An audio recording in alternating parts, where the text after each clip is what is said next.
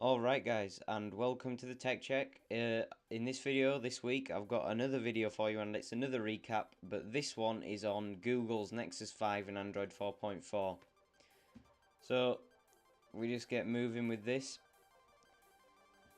Most people thought that it was going to be announced, the Nexus 5 and 4.4, I think it was last week or the week before at one of their events, but they didn't. However, they did release it. This is yesterday now, so I'm uploading this 24 hours later. And I'll just run through today some of the features for both the operating system, the new one, and the new Nexus 5. So, there's the Nexus 5, and if we just get rolling through it, it's made by LG. And the prices for the 16GB, it's going to be 299 British pounds, and in US dollars that's 349 as it shows on the screen. And then for the 32GB version, it's £339 against $399. It's a very cheaply priced phone for a Google Nexus. It's a great phone as well. You know, I kind of want one. It's not badly priced. There's a photo of it. So the width of the device is 69.17mm. The screen is 4.95 inches, so almost 5 inches. That's kind of why it's called the Nexus 5. The Nexus 4 had a 4-inch screen, so I don't know what they're going to do for the Nexus 6, because a 6-inch screen might be a bit too big. In depth, sorry about that. In depth, the device is 8.59mm thick. It's not that thick. And in height, it's 137.84mm. So it's a nicely sized phone. You should get full advantage of that Android experience that Google offers you. It's 136 grams in weight. That's not too bad. The 4.95 inch screen is a 1920 by 1080 display, and it's got a 445 ppi, quite good there. It's got a Snapdragon 800 2.3 GHz processor. That's nice for processing, as you'll see. That'll help out later with some features for KitKat. It's got 4G and LTE and dual band Wi-Fi for its signals, so I think the Nexus 4 had LTE as well. So it's nice to see it on here as well. I mean, you probably want to use the LTE service, I mean, if you're a bit geeky or something. It comes straight out of the box with Android 4.4 KitKat. I'm sure you'll be seeing all the unboxing videos soon. I think they sold out within the first 12 hours or something. Pretty incredible. I think that's what happened with the Nexus 4 as well. It's got wireless charging, so keeping with the modern times. And it's got 1.3 megapixel front facing camera and an 8 megapixel rear camera with optical image stabilization. Now that camera has also got HDR photos. Now I'll just go through some of these specs in details. The display is Corning Gorilla Glass. It's got full HD IPS. The device is 4.59 ounces if you want to know in ounces rather than grams. The battery is a 2300 milliamp battery, about 17 hours talk time, 300 hours standby, and for internet use on Wi-Fi, about 8.5 hours. It's got a built-in speaker and a 3.5mm headphone jack. It's got a GPU and Adreno 330, that's 450 megahertz. It's got NFC with Android Beam, which is a pretty cool feature, and Bluetooth 4.0. Apart from that, you can only get the 16GB and the 32, and it's got 2 gigs of RAM.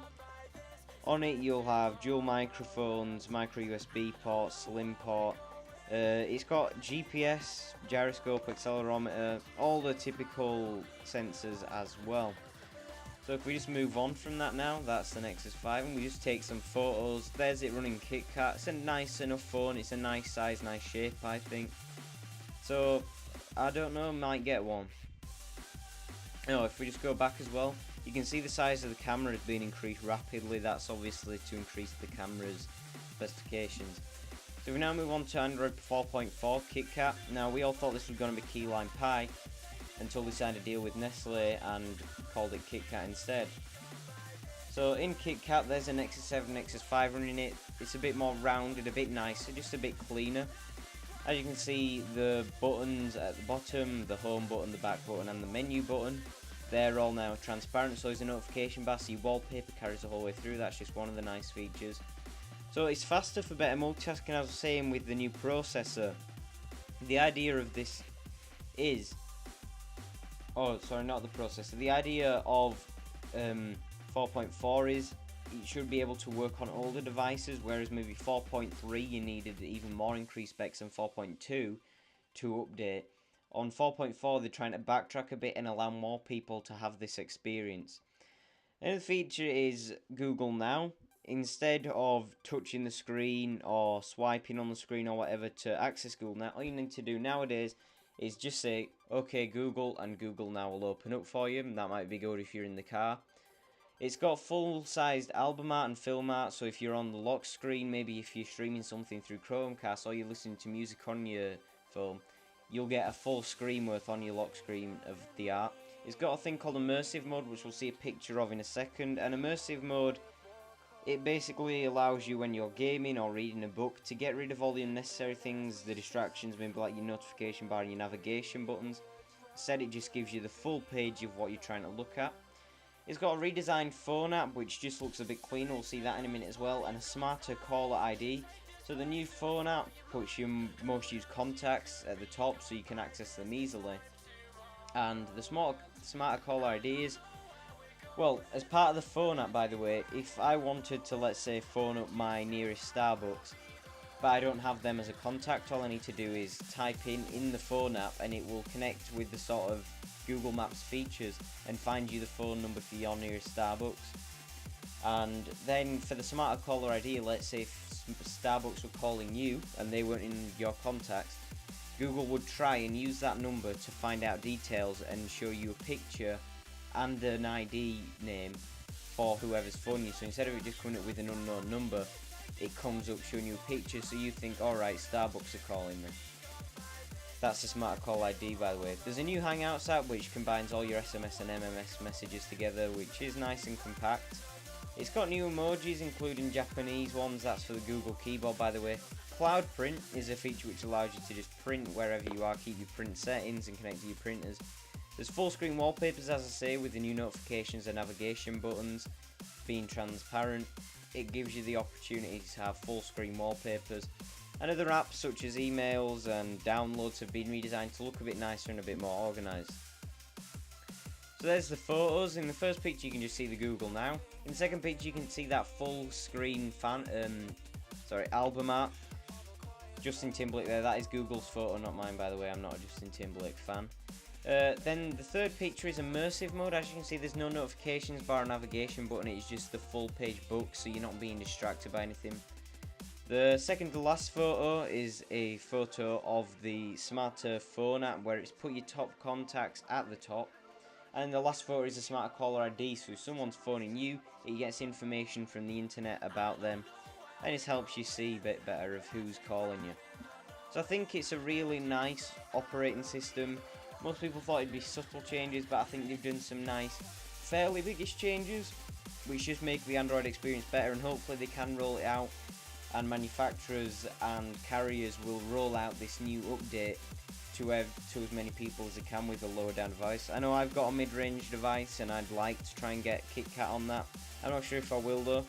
And the Nexus 5 is a really nice device. It's nice and cheap as well. The price really surprised me. You know, I'd put that as one of the top devices out there. I remember when the Nexus 4 came out, that was highly popular. So, I mean, if it's sold out, it probably is going to be very popular. There are loads more features for 4.4, guys. I mean, you can check those out on the Google website, or maybe someone's done a full video on every feature, I don't know. That was just my quick recap. So, thanks for watching, guys. I've been the Tech Check. If you like this video, please like it. The like button down below.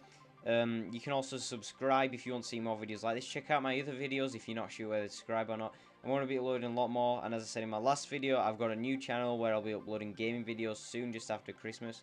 On this channel, hoping to do a PC build video, and I'll have other videos coming soon. So thanks for watching, guys. I've been the Tech Check, and that was just my quick recap of the Google Nexus 5 and Android 4.4 KitKat. See you later.